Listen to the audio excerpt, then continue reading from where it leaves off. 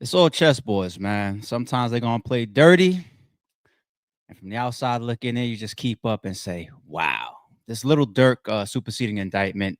We have some initial paperwork that we got to look over and see. Like the feds just pulled a super move on, dude. I ain't gonna lie to you. If you're a little Dirk fan, this ain't the best day. This ain't the best day. There's still much to come. His trial is coming. Who knows? You know, the tide could go this way, the tide could go that way. But today, as that looks bad, what just happened. We're gonna get to the paperwork. What else we got going on? We got Shannon Sharpe, his ex-girlfriend spoke out, not the 19, 20-year-old Gabriella Zaninga, not her. She's the one that pretty much kicked all of this off, her and Tony Busby. I'm talking about the person that came out that he dated for allegedly 10 years before that, right? So she came out and she's publicly speaking. We're going to take a look at that and break that down.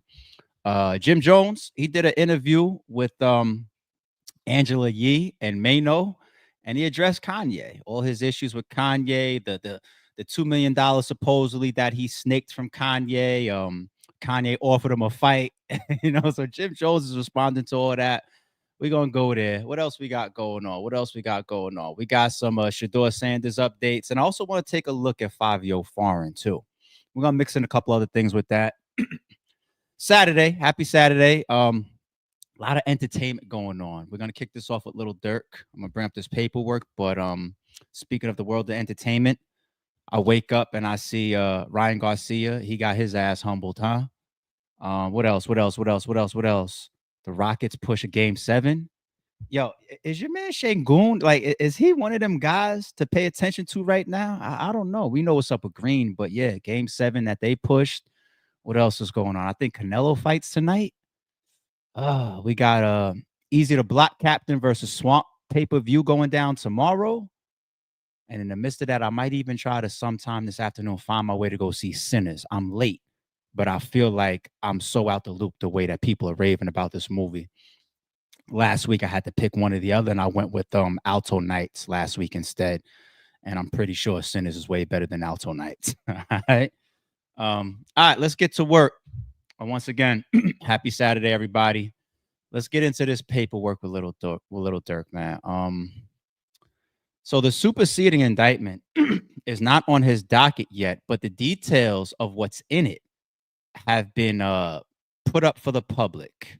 All right. So I wouldn't be surprised if sometime today the full superseding indictment that could be tens, if not 100 pages, gets fully put up there. And if there's particular details in that, we'll break that down tomorrow. But we can get the gist of what's going on here. All right. So once again, you got United States versus Dirk Banks. Defendant Dirk Banks unopposed request for additional time to submit his reply in support of this application for reconsideration of detention order. So what happened there is his team, his counsel, his lawyers got presented with the superseding indictment. Okay, like the lawyers and everybody know before we know when the docket gets updated. They got this. And the changes that they made in his superseding indictment is now putting him in a spot to request more time as it pertains to this detention order or reconsideration, I should say, that he has coming up, right? Is it like May 8th or something like that? It's like next week, I believe, where he's supposed to go present his case once again to say, listen, I'm not a flight. Well, he didn't really address flight risk, but y'all should basically give me another chance to make bond and get bail. Be outside prior to trial. Okay. Don't let me sit here in detention as I count down towards my trial.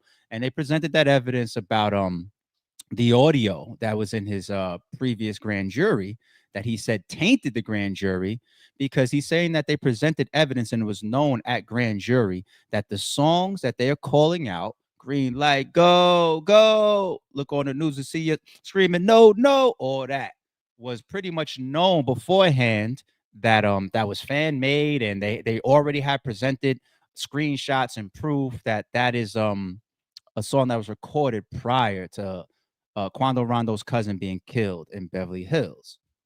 So they derailed this a little bit, if you ask me.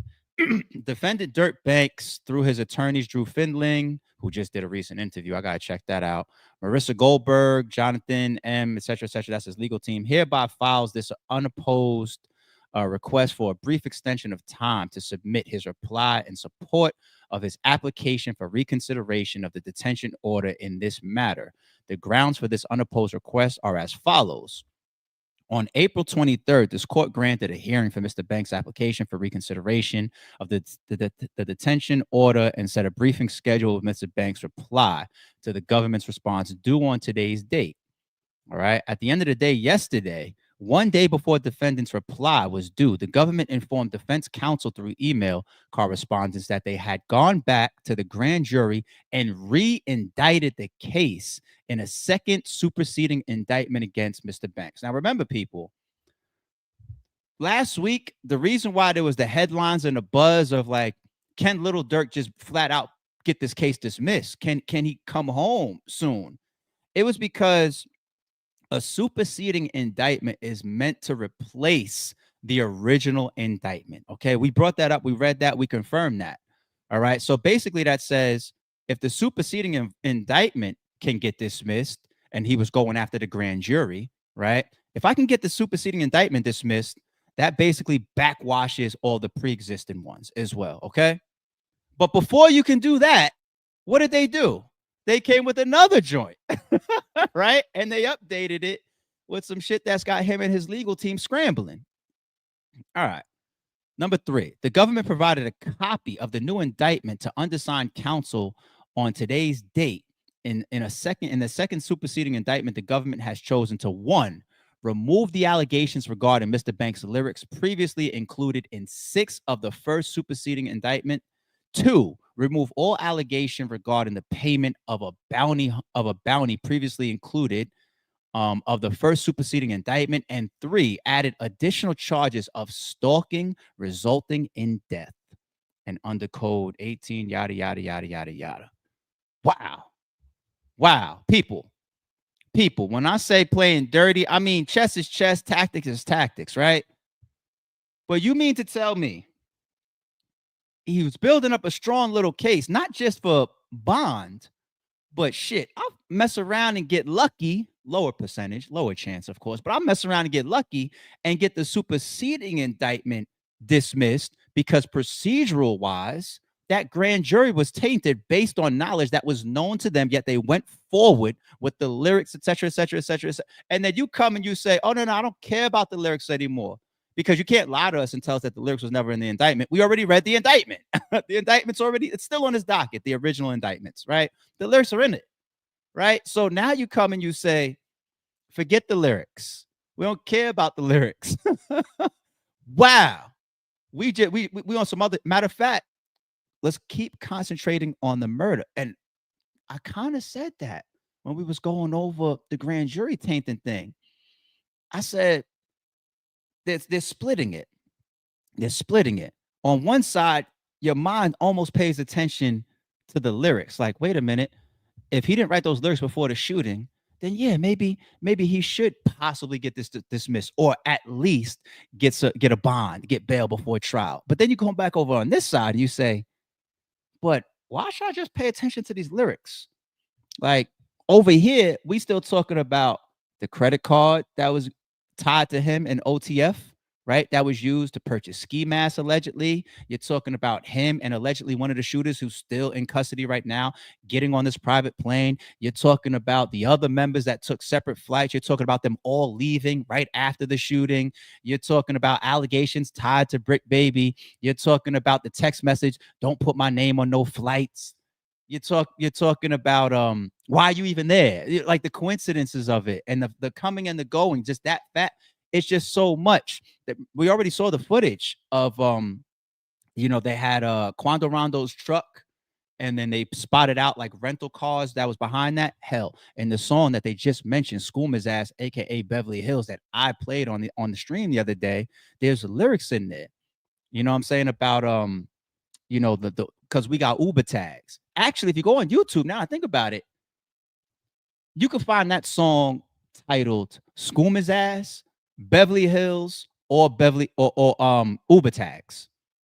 You can find it literally as Uber tags as well, because they're talking about like we using these different types of cars to stalk you. And we don't care about the license plates of these cars because they Uber tags, they Uber license plates, they rental cars, etc., etc. And there's literally footage, like red light, traffic light footage of the cars that they're saying stalked and they found pull into the gas station and all that, and then shoot up the truck, right? So the stalking, right?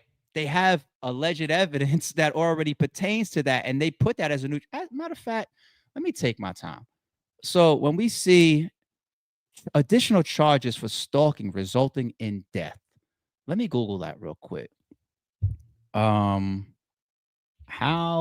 much time can you get for stalking resulting in death? Now, here's why, before I even read it, here's why I think that charge broadens what you got to deal with.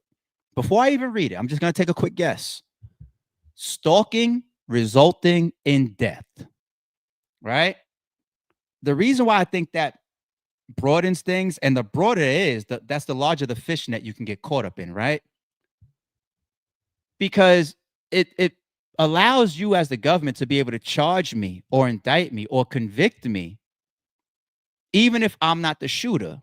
So you know how you have like trailing cars, right?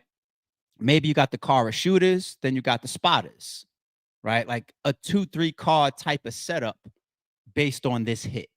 Okay. The car that's over here stalking you is really just, I'm just making this up. Stalking you is really just to keep tabs on you. Really just to say, here he is, or he's turning left, he's turning right, he's on California Road right now. He's on Hollywood. You know what I'm saying? The stalking. Now, if that information allegedly leads to now the hitters pulling up and they're the ones that kill you or shoot up the truck, the stalking resulting in death. Okay. So they better not place him in one of them cars that they already have footage of, because it was multiple cars. They already have footage. They better not place him in one of those. But all right, let's read it.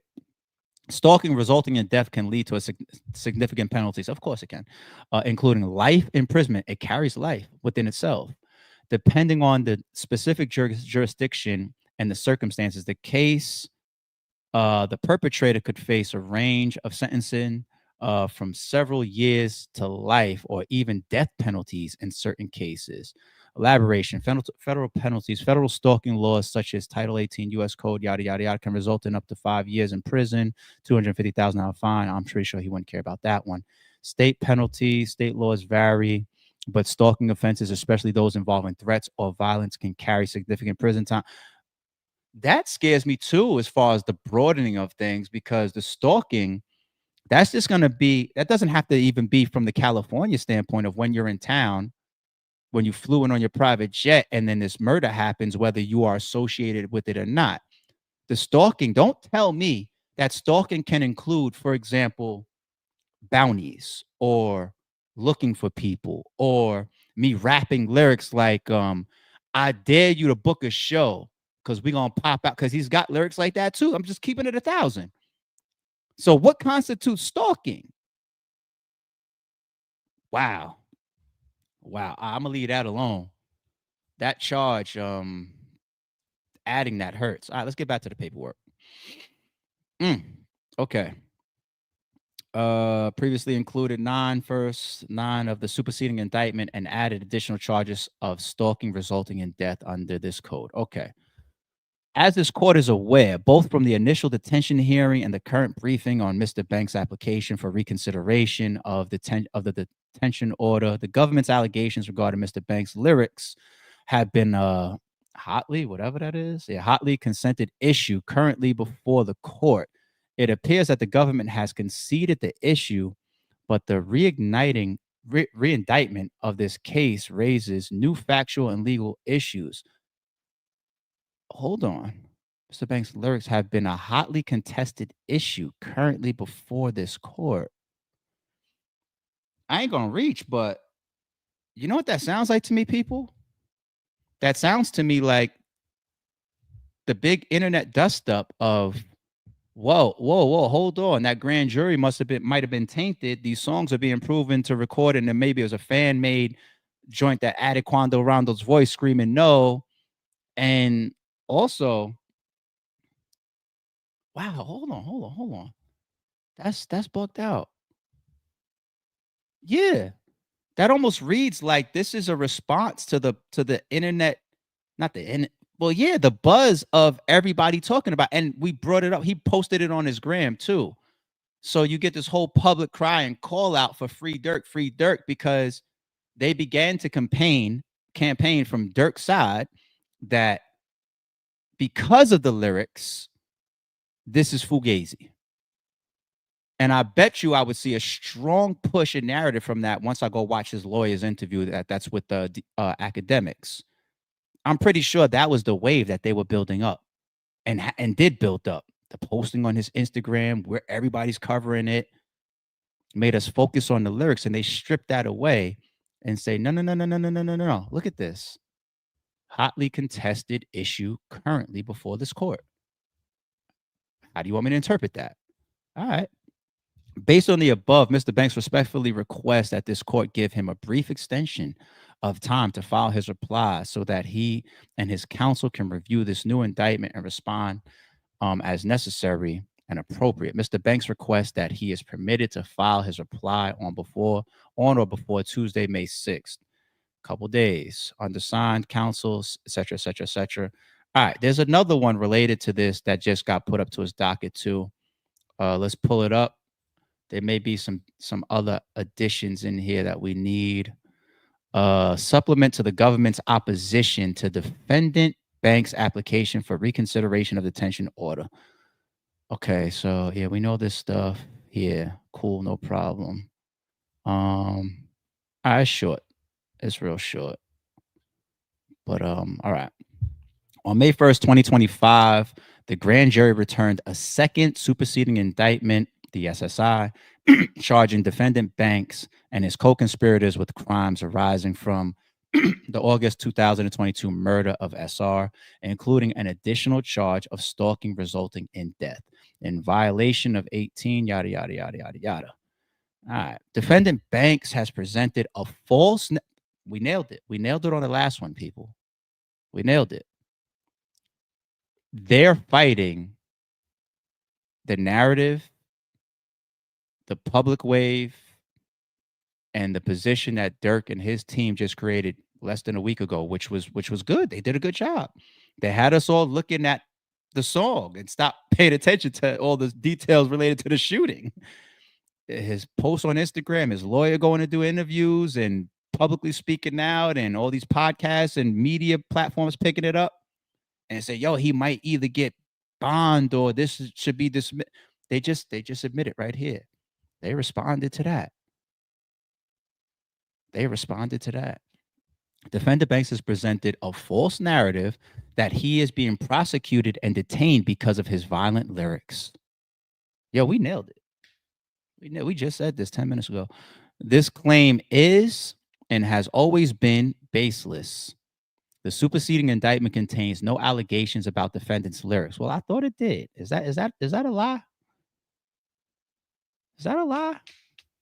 Let me be careful here, because not right now, but later on, I will go back and I will pull up the previous indictments to see if the lyrics were listed. Number one, I'm pretty sure they were. And if so, were they being used?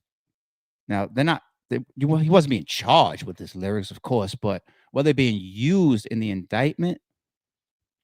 One place that they definitely were, that we saw, is in the paperwork regarding the government's response or the Fed's response of why he shouldn't get bail, right? But why he shouldn't get bail, that's a formality leading up to this upcoming bond hearing. That's not the actual indictment. That's separate. There's different paperwork that we're bringing up and reading here. So I could see that, but I mean, them lyrics been getting this stuff, and then they added the Beverly Hills one the other day. So, all right. The superseding indictment contains no allegations about defendant's lyrics. Instead, Just like every iteration of the indictment before it, the superseding indictment contains significant allegations that show defendants' alleged role in the execution style murder of SR on a busy street corner in Los Angeles. These allegations and the other evidence the court considered during defendant's December 2024 detention hearing leave no doubt that defendant is an ongoing danger to witnesses and the community and a flight risk. He should remain detained pending trial. Yeah, they 1000% said y'all want to look at the grand jury over these lyrics, and y'all saying that your engineer got screenshots proving that we didn't create this prior to the shoot. I mean, after the shooting, and they made us just go no no no no no no no no no no no no no no no. Look back over here. We're not focused on that. We want to talk about all of this stuff, and most notably, what they're painting as a brazen shooting in broad daylight of SR. Nah. It's tough. That's tough, y'all. Hold on. Give me 1 second.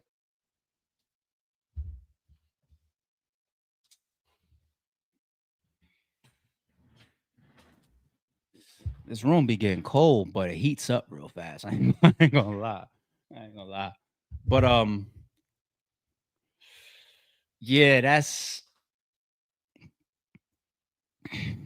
so I always thought when Durk and his legal team came with that targeting the grand jury, I told myself a low percentage that he gets the superseding indictment dismissed. Is there a chance? Of course. He's going after the process. He's going after the legal systems, you know, and maybe you give that 10, 15%, maybe. If you really want to be nice, 20, and I think that's too much. I think the bond had a higher chance. I gave that probably like a 50-50. If you ask me what I give it now, okay, so you're already asking for a delay to figure out how you want to deal with this.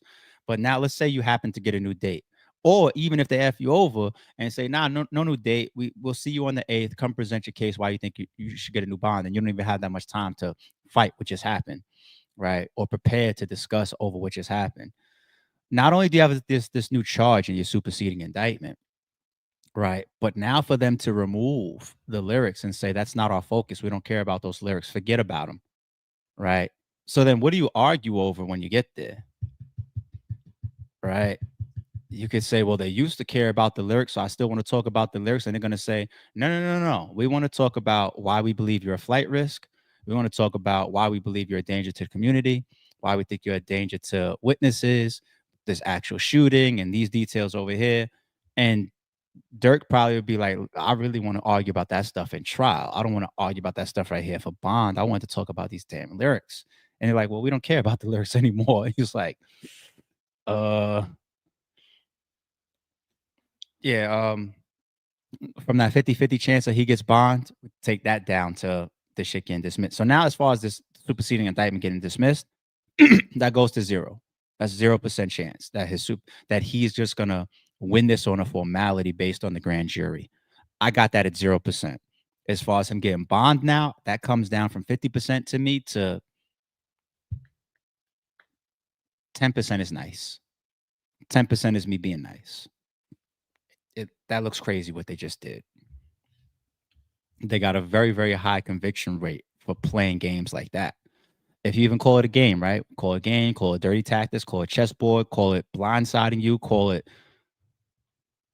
It's not the Hail Mary aspect. It's just like, yo, we had this play in our playbook and we just was gonna wait until there was only 30 seconds left on the clock, and then we're gonna execute it. And you've never seen it, you never prepped for it before. And it's like, oh shit. And then you look on the field and you see this new formation, and it's like, what the hell is that? And they say, wait, we need more time out. And they say, wait, hold on. I don't know if we're gonna give you a timeout right now. It's crazy. All right. Damn, let's move on to Shannon Sharpe. All right, let's listen to his ex-girlfriend. But first, the caption says Shannon Sharpe's ex-girlfriend, Michelle Evans, speaks out in new interview and details alleged 2010 R.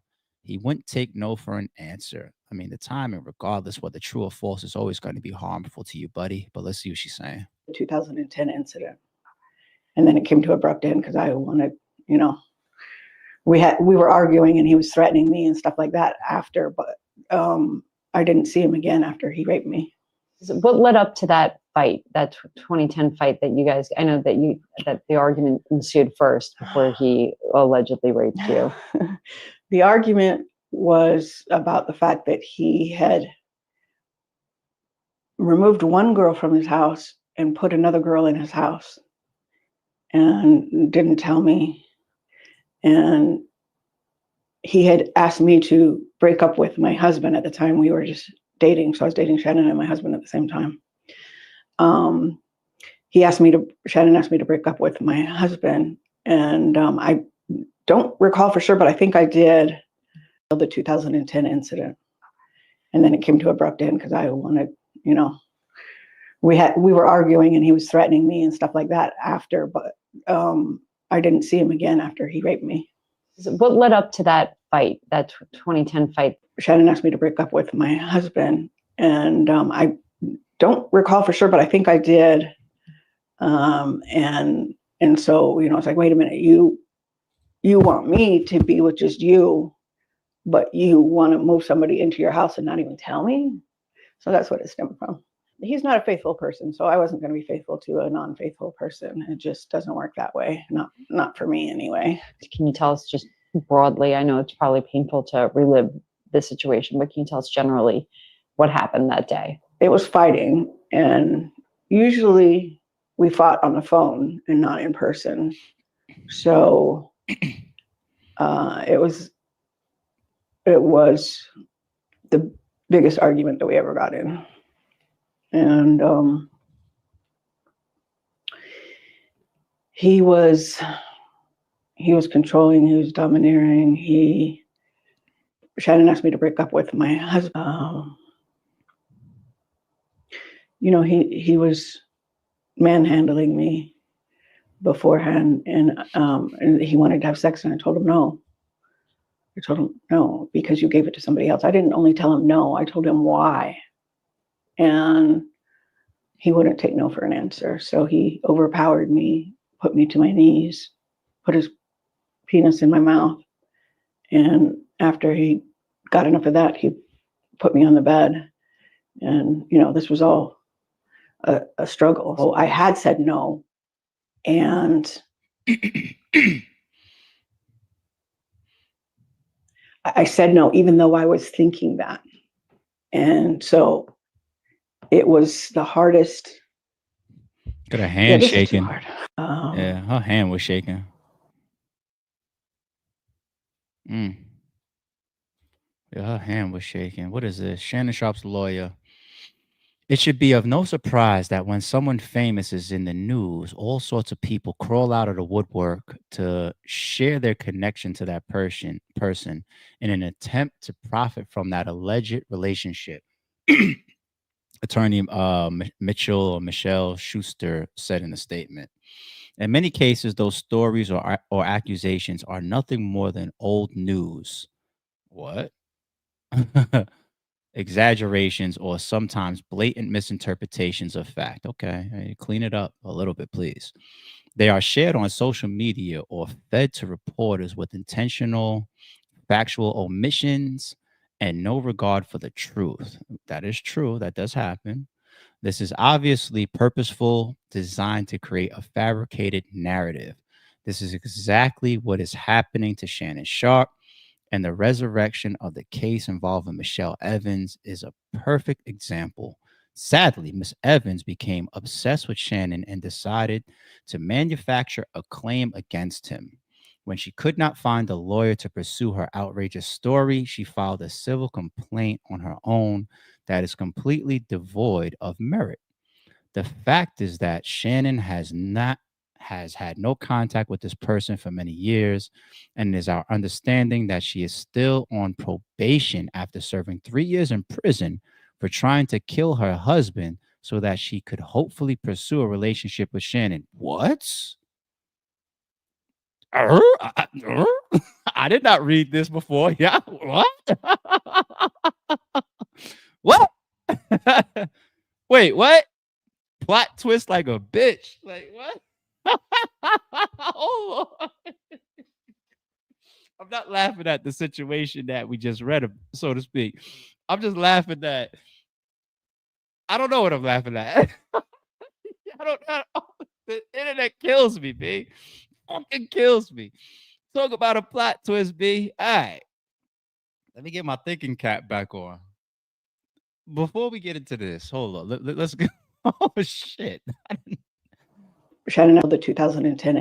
Because there's going to be some shit I can relate to in there. Hold on. Oh, shit. So I was watching some of this clip. I mean, I wasn't like totally sided with her, nothing like that. You know, she did have a little thing in there that caught me a little off guard. You know, I couldn't remember if I was left my husband at the time, and I couldn't remember. I forget.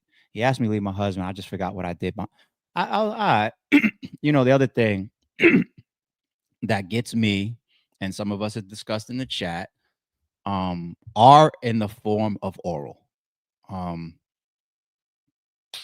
mean, I never will be able to process that. You know, it just we gave the Shawshank Redemption example prior, and I was just like, and we also talked about what was the other example, Sugar Hill with the wild dude from the NBA that took Wesley Snipes' girl home. I just can't process that. I'm not saying that it's impossible, people. I want to be sensitive. I just can't process forcing somebody down on their knees and forcing that because you can't. I don't know. Let me be careful. I don't know. I don't know. And then as a man, I also would I'd be scared to try to force that. You know what? Accusations. Let's be fair. 10 years is a long time. I do be having a problem with our allegations in deep relationships. Let me slow down. Like, some of us know people that were hard. I mean, so, some of us know people that were odd. I have people in my family that were odd. And I learned about those situations when I was a kid. And the way the picture was painted to me as a kid was that um, it was a late night situation, and it was just a dickhead ass criminal out of his mind, you know, one of them type of people that you hear about. Some Central Park type shit. Like somebody that hops out a bush on you and wild and just or follows you into your hallway or creeps up on you and drags you into an alley. That's how I grew up with the perception of an R, right? Later on, you know, you do realize and learn that it can happen to people that's close to you as well, not just some deranged stranger. Okay. It can happen to you from somebody that is close to you. It can happen from an uncle, right? You got little kids been awed by people that they trust in their damn family. It could be a cousin. It could, you know what I mean? Like, yes, it can happen to somebody close to you. And then you start to also learn and hear stories about it happening in relationships. Of all three, that's the one that I've always felt has some gray area. Okay. Because once again, sometimes people use sex to heal, right? You screaming, you fussing, you fight. I see a lot of posts on Instagram with these women that they're turned on by it. Like, oh, he's the only one that knows how to control me. We was arguing. He grabbed me by the neck real quick. And oh my God, it was such a turn on. It's just like, men, you got to be careful regardless, right? Got to be careful. But it in a relationship, if I'm a lawyer, I'm always gonna have some gray area for the fine details there because it's just not easy or as easy to process. I've been with this person and fucking this person for 10 years. And at some point, an R happened. We literally had sex thousands of times. Literally. 10 years? We fucking a couple thousand times. 10 years? So I'm trying to make this up as I'm thinking about it.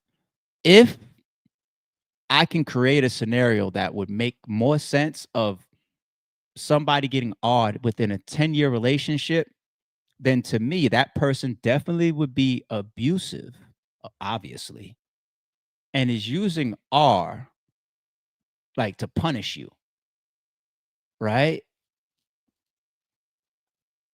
It's tough. I just can't fathom anything else because I feel like a woman can interpret R from any time he was going forward and she was not on that type time, right? But shit, I done rolled over on you or you done rolled over on me. How many times 2 o'clock in the morning when I was asleep? I wasn't trying to do nothing. I was asleep. Or you was asleep and you woke up and yeah, you gotta tell me that I no, you're not. You know what I'm saying? It's part of our relationship. It's just tough, man. 10 years, like I'm trying to speak sensitive, but at the same time, it's just ugh. So you got that piece. The lawyer's response there. Let's go to that. Let's go to the lawyer's response. The whole first half of this, from a general standpoint, is very, very true. Something happens to somebody, people come out of left field, come out from all over. I know him. Oh yeah, back in the day, he did this in high school or junior high school. I remember this too. It's like, really? Like, what are you here for? Shut up. And I I'm trying to remember if this person still has an active civil suit.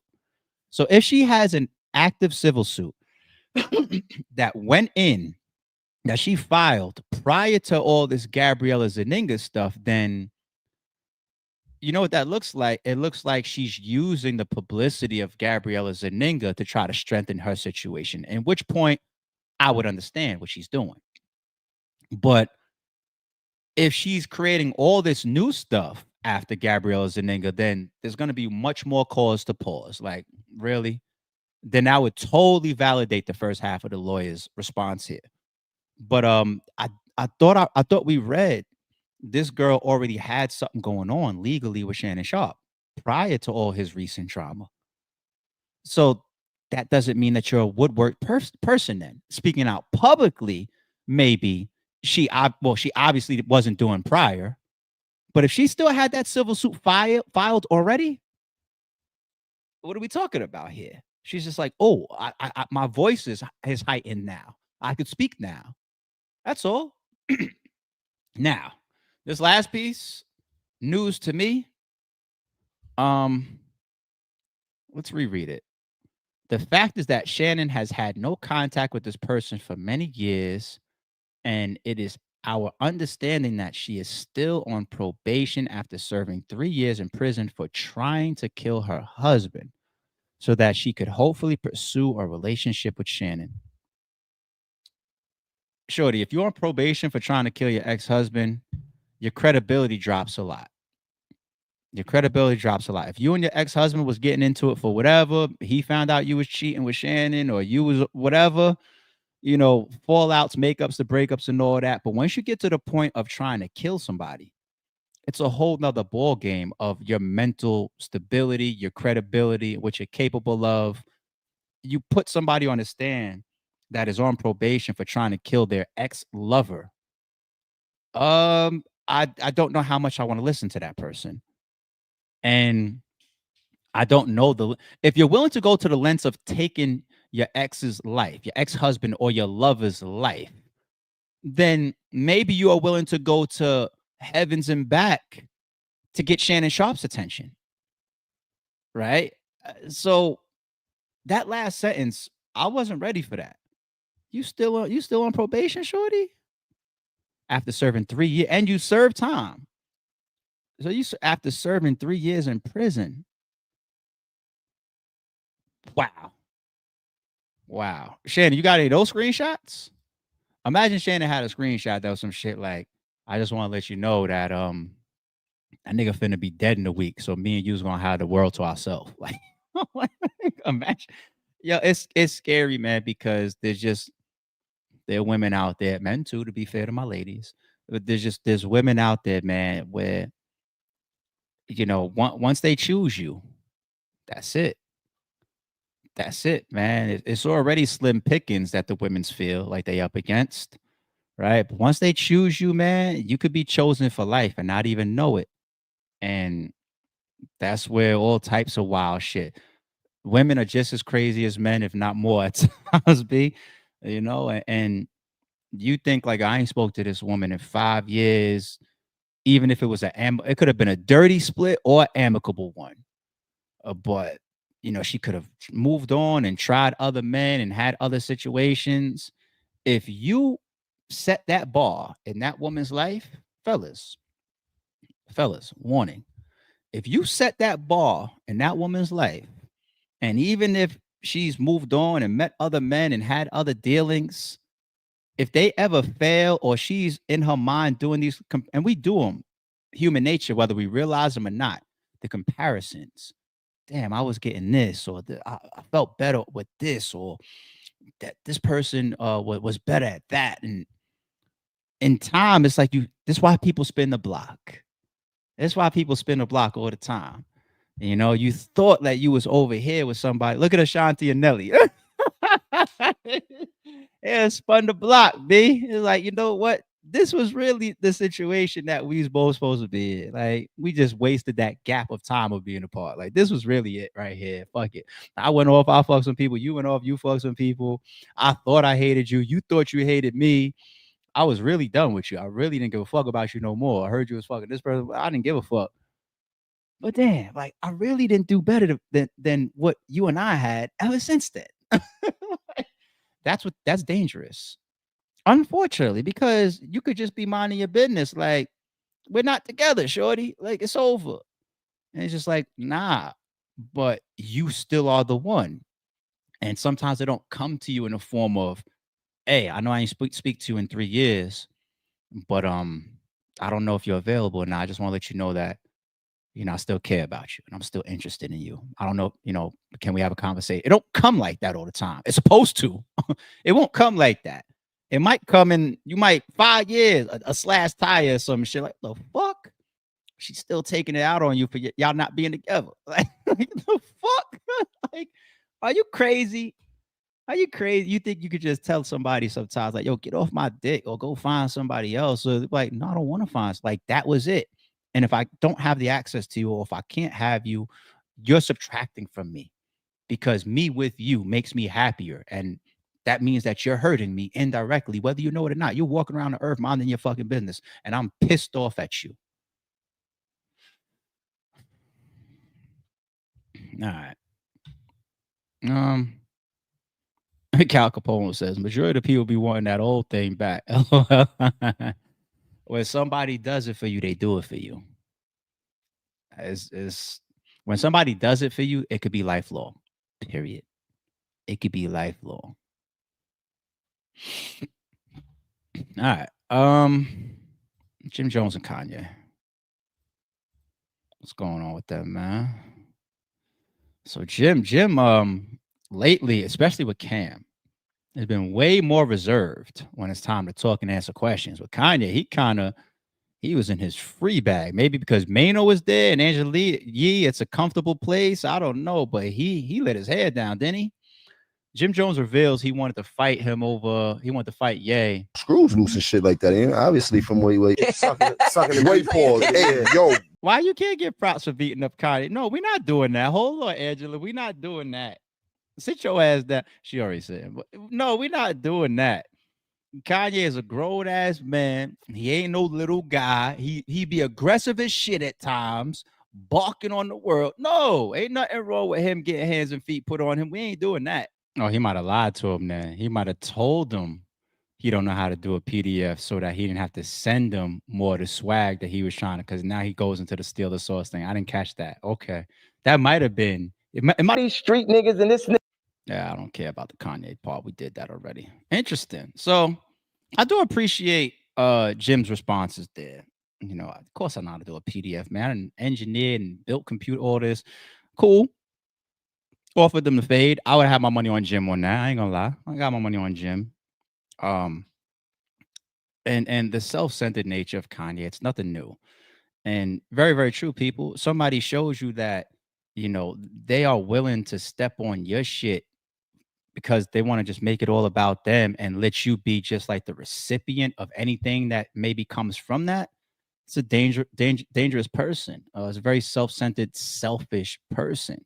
Like relationships. It's not about you got to do for me everything that I could do for you, because every relationship doesn't have to be equal, right? Let's say you have more money than me, so you're able to pick up the bill more times than we hang out than I am. I'm like that. It's not. That's cool. It's not about that levels of equality. It's about having equality in your intentions. That's what matters, right? And somebody will show you that at times, whether they realize it or not. I got an album coming out tomorrow. Oh, fuck that album. Stay here with me because I want to see this clothes design you got. What? You sometimes people will show you that. Like I will go to hell and back behind what we got going on. But there could be some times when I need to see what you gonna do. And you will either show me or flat out tell me, like, nah, you ain't about this the way I'm about that. Like, it's scary. It's scary. Shout out to the chat. KX, our member, says, dang, it's early on a Saturday. I know. So remember, everybody, it's always 6 a.m. Monday through Friday. Saturdays or Sundays, we don't put a time on it. We just say the mornings. But I was able to just get here at 6 a.m. today. So I just kept it with the same shit today. We'll see what happens tomorrow. Jay's in the building. She said, there are a lot of people in relationships that aren't together, but they're together. And both people don't necessarily know that. It's scary. Hey, Jay, are you one of those type of people, Jay? Answer that. What else Jay said? Kanye is feeble. The ones that usually pop a lot of shit can't fight. Well, I got Jim in that fight, and like I said, we ain't trying to do the whole no, you don't get nothing out of beating up Kanye. No, Kanye is aggressive. He's controlling, he's demanding, and he ain't no 4'2" guy. Like, I don't know. He's not no nah. He ain't above, having to defend himself behind the way he carries himself. No.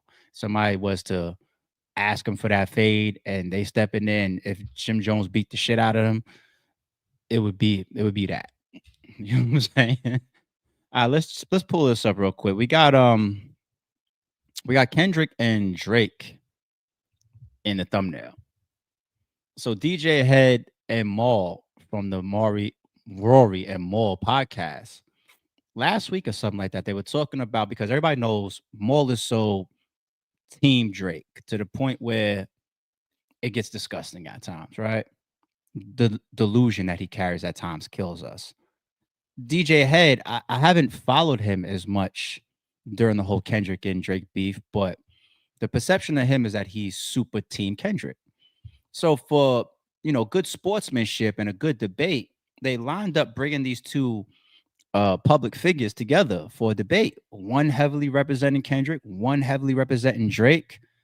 And I think it's dope. And some of the clips that I've seen so far look like it was a very amicable, dope discussion and debate.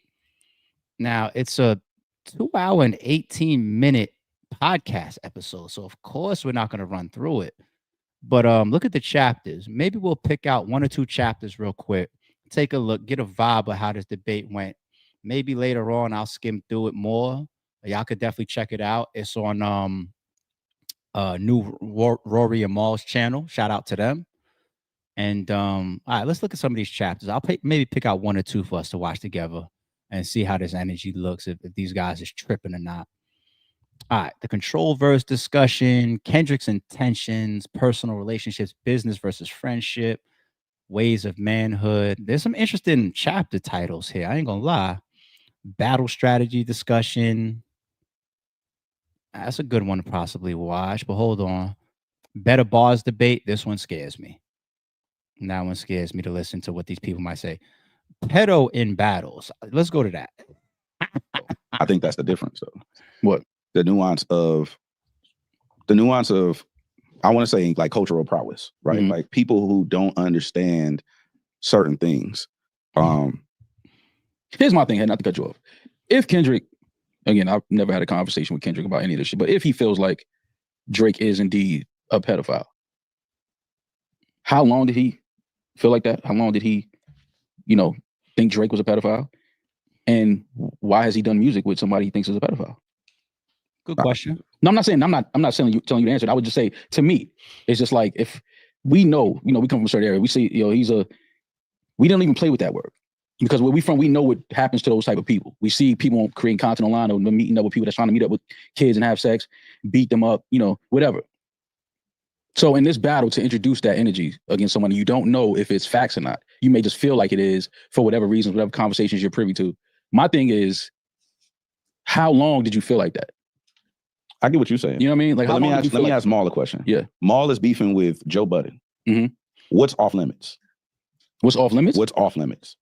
Nothing is off limits. Nothing is off limits. Yeah. So let's meet up and die. Yeah. Okay. So by that standard, then you can't say, well, that goes against my moral compass and all. Like you just said, nothing is off limits. Right. So that's what that. You're right, and I understand that, but when it comes to that, and we both have children, right? So we can at one point in our lives be ready to die and crash out. We'll burn all this shit down. But now when we're fathers and we have children, we don't think the same anymore.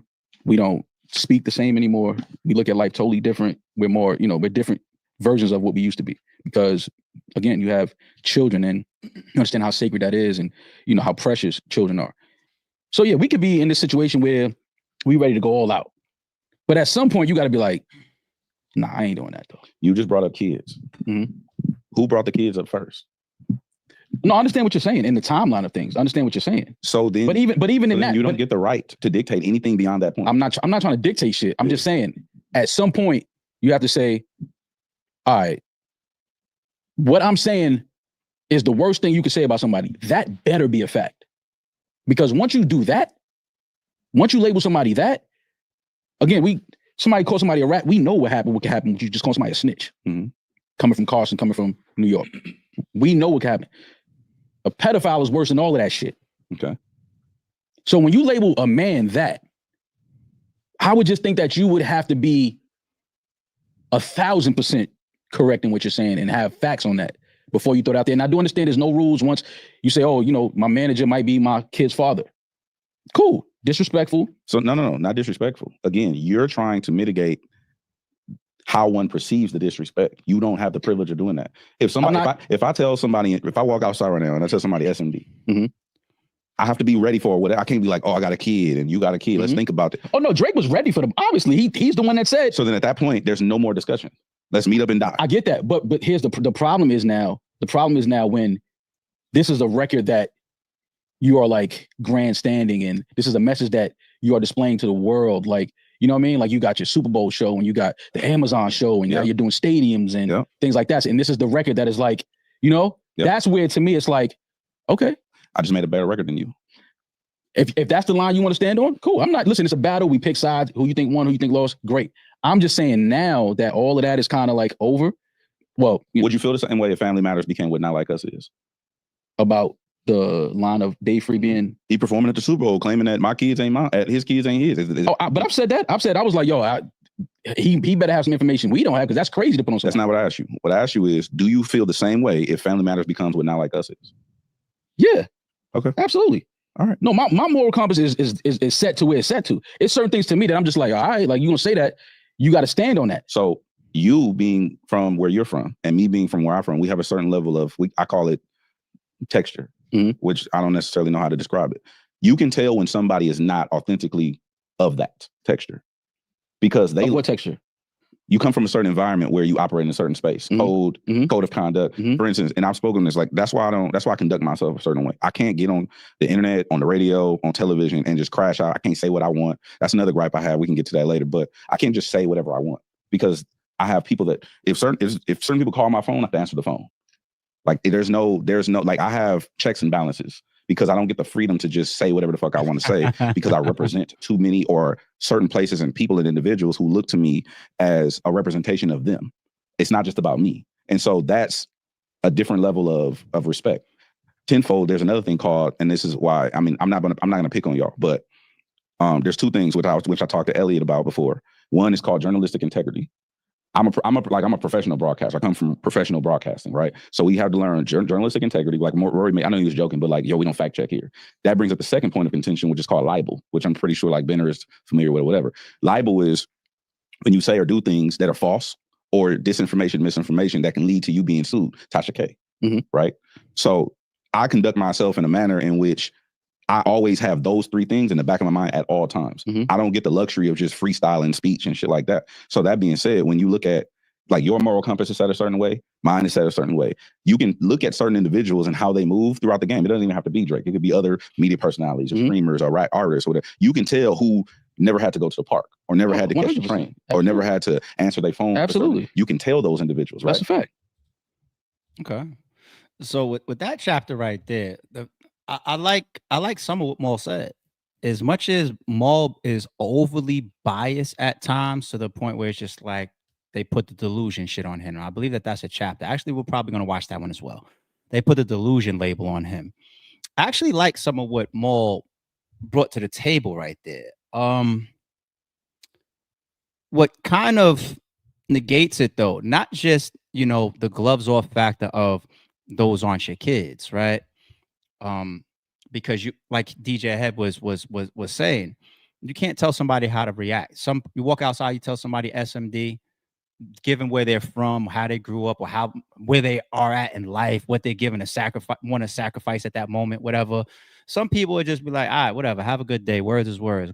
Other people might be like, what? Damn, I was taught I gotta die right here on the spot, or you gotta die. So it depends, right? You just can't tell somebody how to react. Same thing with the child. Like, imagine I'm raising this child. This is my kid. This is my legacy. This is my everything. This is my heart. This is my world. And you want to tell the world that that's not mine. That my emotional attachment to that narrative might throw me through the fucking wall. You know what I'm saying? So no different than being called a pedo. Yes, it is one of the worst things as a man to be called. So that part kind of negates some of the point of what Maul was trying to make, even though I like the premise of his question. The other part that negates it is the obvious one. It is a rap battle. And then people would then say, all right, rap battle or not, even though on stage, and the context of a rap battle is anything goes, it's gloves off, it's Arsenal type style, king of disrespect. Like, that's the point of battle rap. Like, who's going to get exposed? Who's going to get disrespected? It is what it is, right? Then you would say, well, what's your own moral compass? What's the lines? Especially when I feel like you was cool with this guy. That's how I started the question. Like, at what point did you know or feel the way that you felt about these pedo allegations, right? Now, there's literally documentaries online showing how long Drake and Kendrick didn't rock with each other. Now, to Drake's credit, and to be fair, I could say all the way up to even the Control verse, even though they had shots back and forth before then, up to the Control verse, Kendrick's lyrics in there were friendly, right? They were friendly. It was more so of, I got love for y'all, but I'm trying to murder you niggas. Make sure your core fans never heard of you niggas, right? After naming Drake and other rappers, right? So that was a friendly, competitive shot. And then fast forward to even his first shot of, or his first response, I should say, all out full track. What was that? Euphoria. It was like a warning. We don't gotta go there, but this is a warning. If you want to go deeper, then I'm telling you. So you could say that he didn't have the gloves off in Euphoria, right? You can say that. Why didn't he though? If you felt like this person is a possible pedo. So I understand where Maul is going there, but I can just tell from the battle that Kendrick didn't like Drake prior. I think that this was, to a degree, not a setup, but I think he knew that if I'm going there, I really don't like this guy as a person. But I think from a business or industry standpoint, he was just remaining competitive and remaining cordial. I think somewhere along the line, he got to the point where he really disliked Drake as a person. 1000%. I've said that last year. I really feel that way. I really feel like he has maybe pieces of hate towards Drake in him, you know? So I like that debate. And Maul, I respect his question, but the foundation of it gets shaky a little bit because you're almost trying to paint the picture as if they was friends, and then for the nature of a rap battle, he put one of the worst things on him. It wasn't no damn friends to begin with. Let's check out another chapter. Fatherhood changes perspective, family abuse discussion, business versus battle, biggest moment in hip hop, Drake's perception, social media impact, de-escalation and conflict, public perception shifts, business relationships, compartmentalizing emotions, trusting opinions, delusion in debate. That's the one we're going to go to. Closing reflections, Kendrick's artistry praise, shout to LA. All right, let's go to delusion debate. It was a thing when I was saying I couldn't remember, like when you asked me before, like, has he said something? He said something that made me think he was delusional before. Okay. I wasn't making a reference to right now. Damn, I wish you were. Yeah, I'm curious what it was. Yeah, me too. What I said that would seem like I'm delusional. Just because you asked me, Because you know me. Like so before this battle, have you ever thought Maul's delusional? Yes. When? Bro, you want me to recall? Yeah. Yes. Okay, well. If I said I think Hed is delusional, I can tell you why I think. Okay, well, I'll recant it because I can remember right now. Okay, I'll let you know. I'll let you know for sure. We do have access to the two viral clips of Maul. If you'd like us to play them and see if you find a delusional moment in them. No, I mean, I don't. He asked me from before too. Like, there's been several moments where I was like, oh, that's kind of out there. Okay, that's fair. But does that warrant the word delusion? Because there's a lot of things that I've disagreed with plenty of people, but we just have far different opinions on this. I don't view that as delusion. To me is a pattern amongst your entire life. No, delusion. Then it is based off something we disagree with and can't come to terms. Delusion as in reality adjacent. But that has to be a pattern because there's some stuff that is probably reality adjacent. Delusion to me, does not have to be a pattern. Things like it's not a pattern with me where everything actually is that far sometimes fucking people do it. But there's certain topics that I do feel that. Yeah. I wouldn't call somebody that delusion if that is a significant thing that is in your life with everything that you face. That's delusion. If somebody said, "Yo, I think Nas won over Jay," and I start breaking down every fact that Jay said in Takeover and it being The Doors being a better song, and they were like, "Nah, I like Dick Sucking Lips better." I'm not gonna call him delusional. We just disagree there. That's a fair statement. That's just like you said, it's subjective. Yeah. I just feel like delusional. Oh my God, we gonna hang on this. Yeah, but I hate, my bad for cutting into this, y'all, but I hate the examples that y'all are using. Like lyrics of I like the stuff that Jay-Z said in Takeover versus what Nas saying Dick Sucking Lips and all that type of shit. Like it's not about preference. That's where they just screwed that up. And shout out to Rory. Shout out to Maul. Shout out to Hed in this one. This is dope. This really is dope.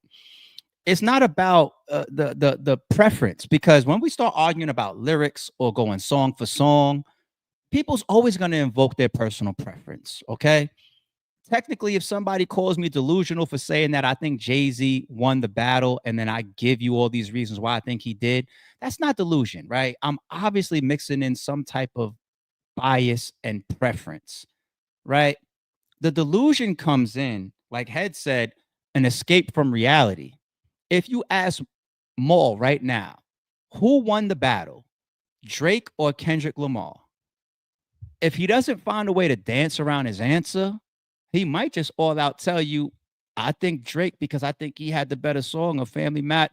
You know what I'm saying? That's where the delusion comes in, because it's just hard to fathom that anybody with that's in touch with reality can look at the overall just rap battle and say that Drake won. Even if you subtract the lawsuit, the business ties, subtract the Super Bowl, subtract the Grammy Awards, subtract these things that happened outside when we were all focused just on, oh, he dropped. Oh, shit, he dropped. Meet the Grams just dropped. Not Like Us just dropped. The Heart Part 6 just dropped. Just focusing on that, okay? I don't think that it's easy for people that really, really follow hip-hop or are good judges of rap battles and definitely knowledgeable about battle rap can give that to Drake. Right? Even with the last song, he waved the white flag and he got scathed more. He got hurt more. He got tactically outmaneuvered. You know, you can say that your favorite song in the whole thing is Family Matters, right? preference. There's nothing wrong with that. It's a dope song. It's one of the dopest. You can argue that. Mine happens to be Meet the Grams. Some people think of, oh, you can't play it in the club. I just, from a battle standpoint and the way it made me react, that's how I feel people are losing when I have those type of feelings watching the rap battle. Like, oh shit, this person's getting exposed. The way I felt when I listened to that song, I said, this is crazy. And then the Not Like Us gave you a whole nother spin right after that. And then the Hot Part 6 was like he conceded. He waved, oh yeah, I was. You doubled down. It was a bot, but you doubled down on this, whatever. We fed you the information. Even that narrative that you chose to rap about, it seemed too false. Now, are there falsehoods in the battle? Can you say like, well, it was never proven that Drake is a pedo? Okay, it was never proven that Dave Free was Kendrick's child's father. There's falsehoods on both sides. Okay, but when Drake just went in this whole direction as the battle ended, just the music piece, just that segment there of saying, yo, man, all that stuff, we fed you that information, man. And it's just like, you're claiming that you set a trap, but those songs work. They're working right now. Look around. They're working. That energy out there is carrying of Not Like Us and Meet the Grams.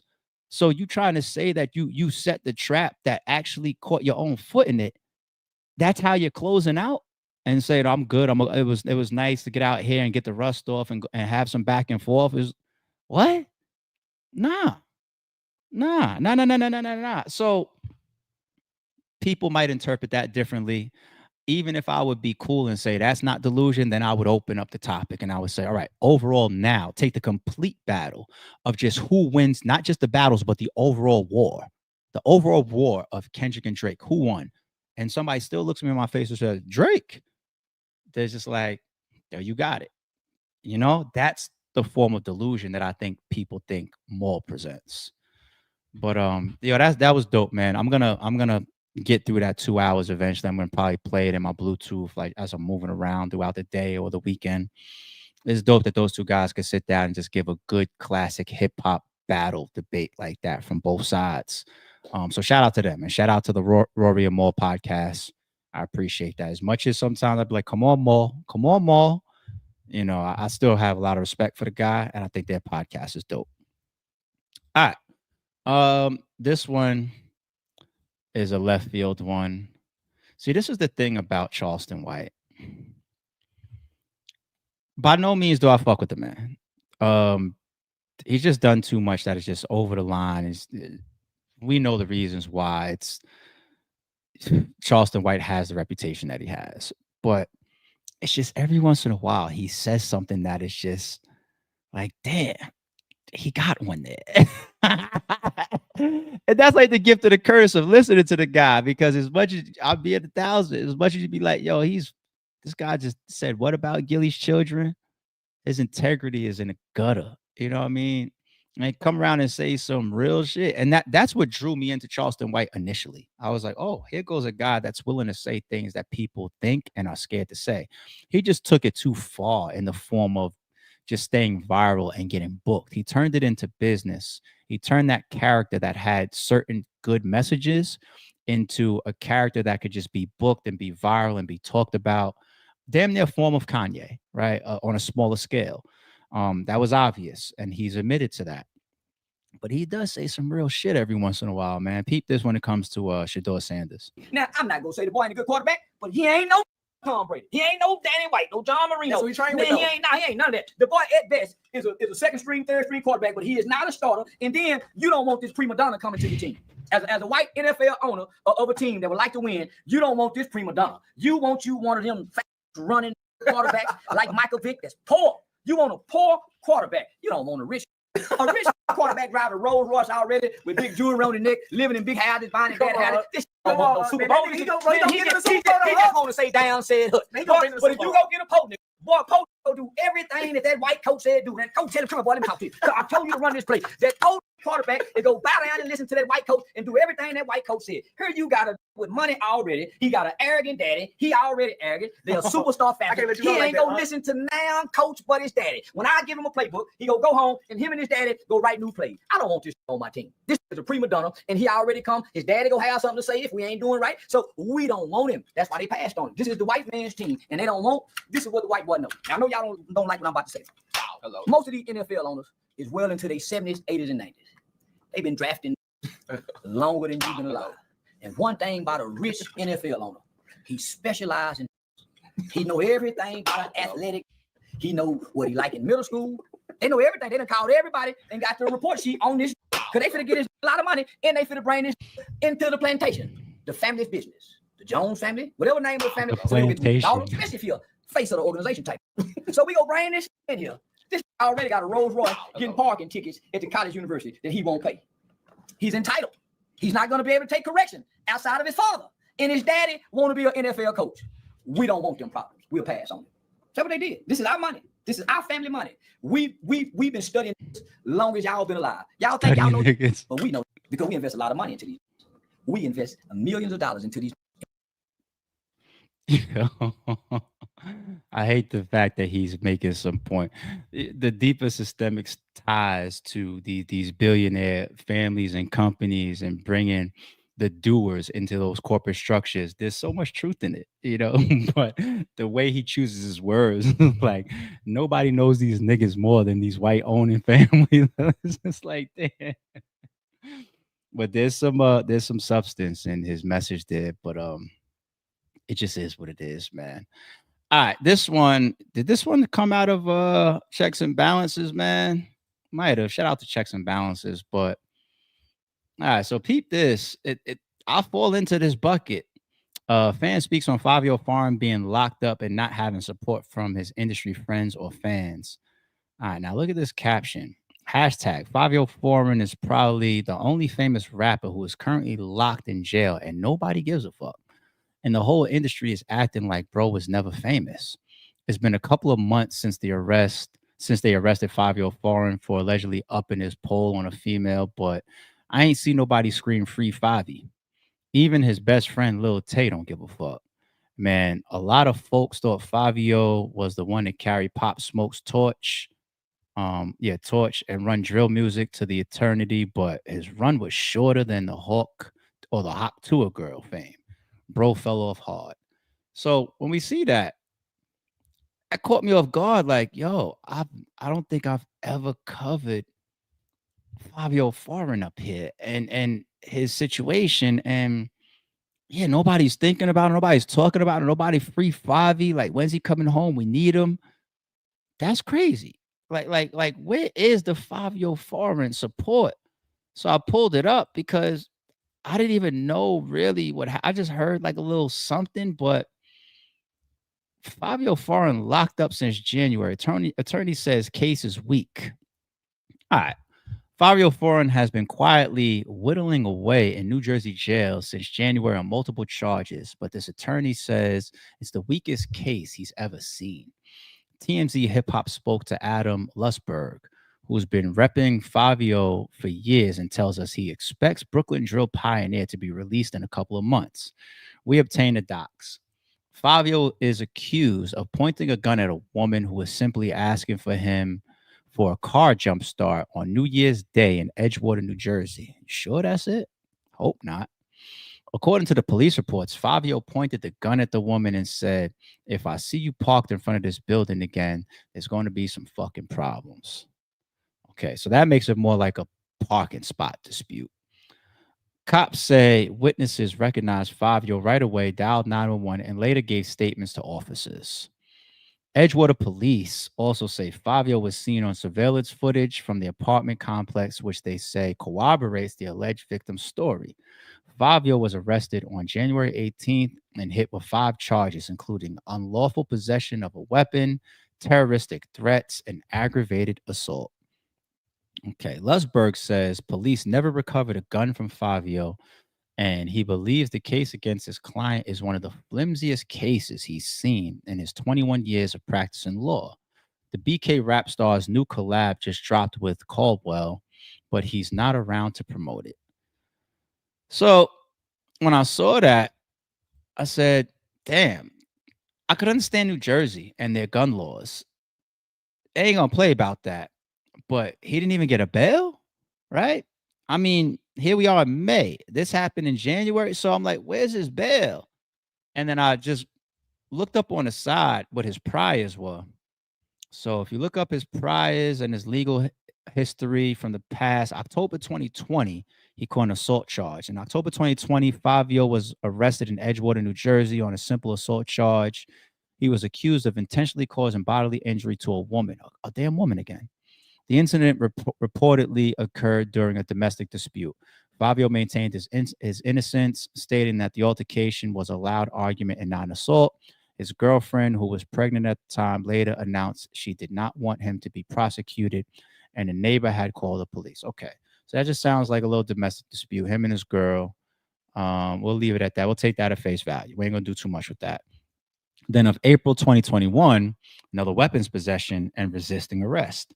In April 2021, Fivio was arrested in Fort Lee, New Jersey, after he was found with a loaded 25 caliber handgun with a defaced serial number. Oh, yeah, that's not good.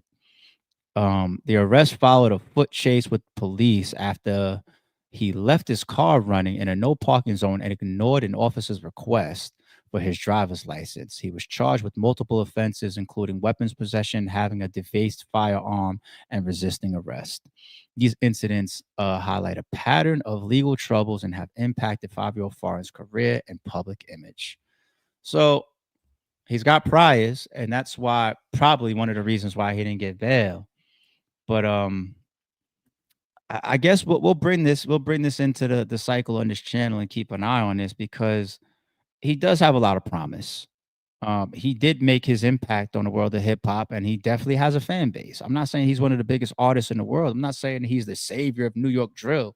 Not at this point. I can't say that at this point. Actually, New York drill, it's really, really, think about it. You got Chef G, his situation, his legal situation, right?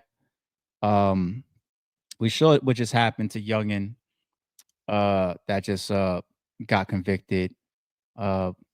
My fucking brain is fried right now. But y'all know who I'm talking about. What's his name? Fuck it. This is for the Spotify people that only listen to audio and don't see the chat. What's shorty name that just got convicted? Damn, I'm tripping. From New York drill scene, little light skinned dude.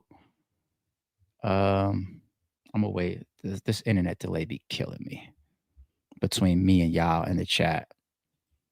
What's shorty name? What is shorty name, y'all? What is shorty name? K-Flock. There you go. Appreciate it.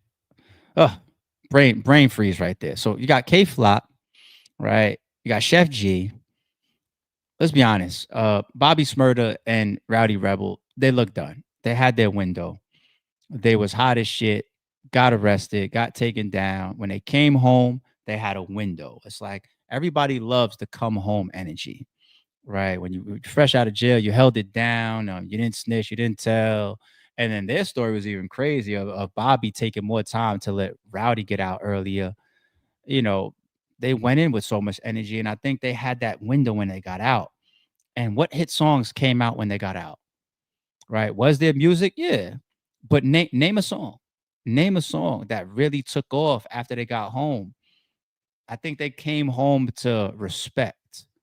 I think they came home to love, admiration, appreciation.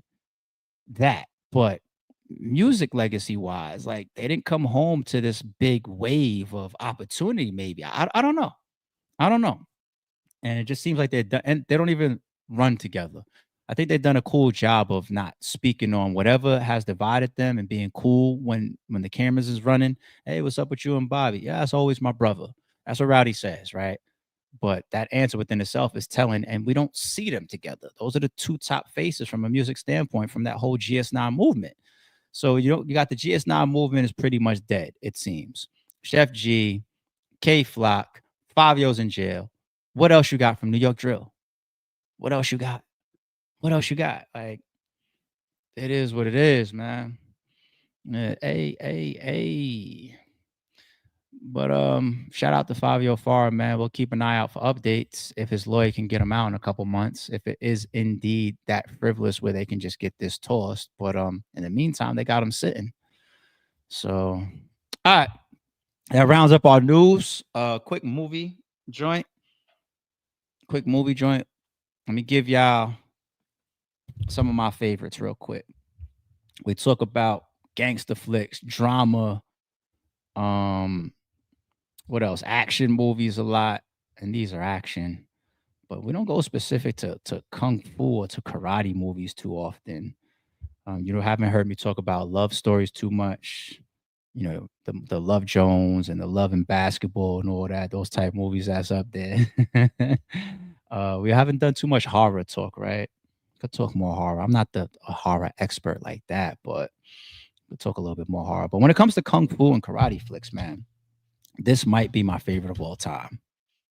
Might be an odd choice for y'all, but Kung Fu Hustle, I really think this is my favorite karate movie of all time. If you haven't seen it, you need to see it, man. You really do. This one, the graphics of it, the fight scenes of it, the way they mix in the comedic element. It's very it's really interesting, man. It's one of those where if you watch it, you understand what I'm talking about. You really will understand what I'm talking about. Kung Fu Hustle is a classic to me, and I just got it at number 1. I gotta check that, man. Visually, you want one of the best movies of all time, and it happens to be a karate movie. Yeah, Hero. This right here, absolutely another classic. The storyline, the way they fold multiple stories into one from different perspectives, different angles. This is incredible. And like I said, visually, if somebody says, tell me visually some of the best movies you ever seen. Some of them are green screen, like Lord of the Rings, the whole series visually is incredible. And a lot of it is green screen. This movie, visually, one of the best movies I've ever seen. Another one visually that's crazy. All green screen though. Sucker Punch. Y'all know Sucker Punch, right? Sucker Punch is crazy to me. But visually, Hero, it's got to be like in my personal top 10. But don't trip on these fight scenes and the story. Classic. If you want a throwback on one of the best fight scenes towards the end of a movie, Jackie Chan's Who Am I? I think they fought for like 20, 30 minutes on a roof or something. It's an incredible fight scene in Jackie Chan's Who Am I? Jackie Chan, man, he's one of the legends, does his own stunts. Damn, they killed himself on how many movie sets? Movies like Rumble in the Bronx and all that. Yeah, Jackie Chan is one of them guys. He's a legend. And staying with the kung fu karate side of things, I'm gonna go anime, but to me, this is the best anime or anime of all time. Ninja Scroll. I got both of them. See, I got the limited edition re-release, and I got the normal joint. Ninja Scroll. If there's an anime better than Ninja Scroll, DM it to me or tweet it to me. Now, of course, I got the Akiras, I got the Fist of the North Stars, I got the Wicked Cities, I got the Demon Cities, I got the whole series of Afro Samurai. I got a bunch of animes that are just classic, that are all widely known in that space. But beating out Ninja Scroll, I have yet to be able to do so. But I'll be open-minded if y'all got something for me, okay? And I don't want to get too much into kung fu and karate movies because then we got to start talking about Bruce Lee and Chuck Norris and Steven Seagal and Bloodsport, which is Van Damme's side of the house. I think Bloodsport 2 is on the way. I think I remember seeing that. But yeah, even those names that I just said alone, they got a lot of shit on, like Van Damme, Chuck Norris, Bruce Lee, Steven Seagal. I always thought Steven Seagal was dope because he was not the conventional karate that we grew up with. Just catch your arm and break it. They say he ran to Russia, huh? We ain't gonna go there. But yeah, let me not open up the floor on that because then I'll start bringing up a million different. What y'all talking about? Yeah, Ninja Scroll is classic. Steven Seagal movies is trash. What about the one with Screwface, the one with the Jamaicans and all that? What about the one, the mafia dude that killed the cop? Was that not Hard to Kill, but Out for Justice? Was that it? Was it Out for Justice? What are you talking about? That shit was dope. The one where he had a coma. He came out of a coma. I'm like, what you mean? Like Steven Seagal got some, chill, Philly. Steven Seagal got some joints under his belt. You kidding me? Top 5 anime. Kung Fu Hustle is funny in the fight scenes are top notch. There you go. Yeah, Fist of the North Star, of course. Afro Samurai is up there. Ninja Scroll. Y'all hip to the Ninja Scroll. Thank God. ARP, I knew it was a reason I rocked you. Who Am I is my favorite Jackie Chan movie. I'm trying to tell y'all, I know what I'm doing up here. I know what I'm doing up here, man. Anybody know Operation Scorpion? It's one of them kung fu flicks. Anybody know Operation Scorpion? The guy that gets down in the scorpion pose and puts his leg behind him like a scorpion's tail. Y'all know that one? What's the you got the 5 deadly venoms. Here's one of my favorites. It's called Super Ninjas, right? Where the teams of fighters go through the elements. Like they fight the water ninjas, they fight the gold ninjas, they fight the fire ninjas. The earth ninjas is the ones that they fight at the end that be sticking the spears up through the ground. And the team that came at the end, you know what? I ain't gonna say it and spoil it, but it's Super Ninjas, right? Classic, so classic. I'm gonna stop because I could do this for days. I think I seen that. I seen Born Invincible. That's another. I'm gonna stop.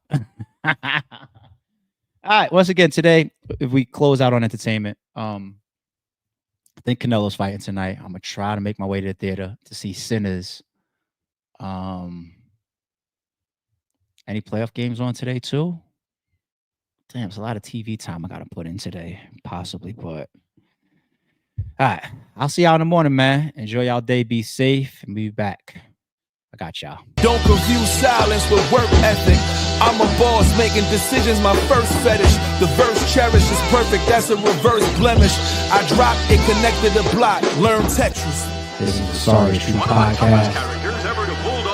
Welcome to the house of and shout out to the members.